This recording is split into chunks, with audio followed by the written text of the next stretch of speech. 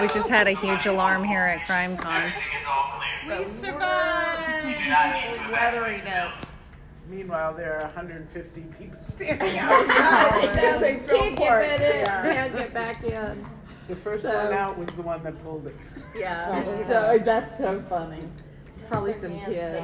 Did you make it go live? Yeah, you guys are live. So They CrimeCon have stuff that glows on your 2019, hand our if you first pull it. emergency. We have a lot of and flashing lights here. Yeah, it was very scary. We were listening. This is our third CrimeCon emergency. The first one was last year.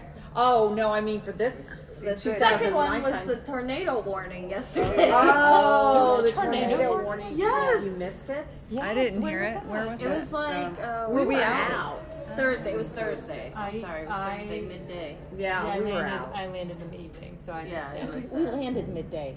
Yeah, Good to you know. landed right through But- that tornado. At least this year, the mall is attached to the hotel when Ty has to go save that. Yeah, that's right. So we're gonna do about 5 minutes of live because I want to finish this for the podcast. But we're talking about a second tape of Jeremy Taylor, and in this tape, he gives us a little bit of insight into what he was thinking about the investigation. And so, who wants to go first? Lori. It's hard to even know where to start. He backtracks, he says one thing and then realizes that they're not buying it. And so he tries to sell them on something else, and it's just, I would say comical if it wasn't so important that he should have done his job better. I have no words for, I would be wanting, if I were a family that had had something investigated by him, personally, my opinion, I would want to have that looked at again. Because I'm finding it so hard to believe that he's so manipulative in some ways of them and dismissive in other ways, and just, again, just my opinion, thoroughly unprofessional. I believe I have the same opinion, that this is somebody's daughter, and he is just shrugging off the questions they're asking, which are very valid questions from a family, and his job is to investigate. And it seems like it's a very painful process for him to call and speak to this family. And thank God they were smart enough to tape him. Yes. And isn't he going to be very excited to hear this tape? In my opinion, he is a walking lawsuit in being, yeah, because when this thing is settled and when they find these people guilty, If they find these people Yeah. guilty. the AG family will just be able to sue the heck out of these jurisdictions. Let me address that though. So in the state of Tennessee, it's very difficult to sue. In most states. Oh, in most states, even with hearing what we're hearing. And that's why I've started the campaign, Tennessee Can Do Better. We can do better than this, whether it's learning from this. They don't have to sue the police department, but they sure need to look at it and start educating them. Here's my thing.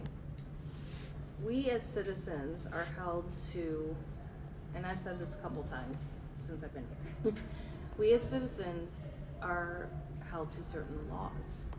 And I don't care if you are a police officer, I don't care if you're a private citizen, what they are doing, to me, is obstruction of justice. He is not doing what, first of all, he's blatantly telling this family he's gonna be doing. But it's almost as if he doesn't even know what he's done in the past. Like, he'll say, I mean, I don't want to give away what exactly he says, but he'll say, oh, this person, they don't know what they're talking about. They said this. And then 2 seconds later, he says the same thing the first person said. He says that Lauren's torso was the only thing showing when we all know from the picture, she was showing, top of her head to her butt. So I feel like he not only is making false promises to dig deeper to this family and just leading them down this road when you're losing precious time. You're losing these people's memories being as sharp and finding these people who were at Wakefest who may actually have information for you because you are just too bothered to do what you say you're going to do. Just do it. Pick up the phone and call them. And to not do that, to me, I don't care if there's sheriff, that is obstruction of justice. And I don't understand why that can't be enforced.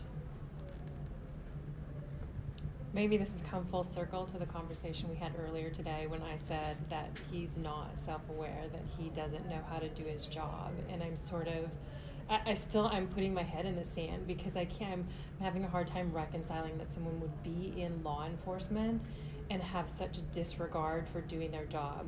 You have a job, just do your job. Do your job. If you have your job and you choose to have your job, do your job. That's an excellent point.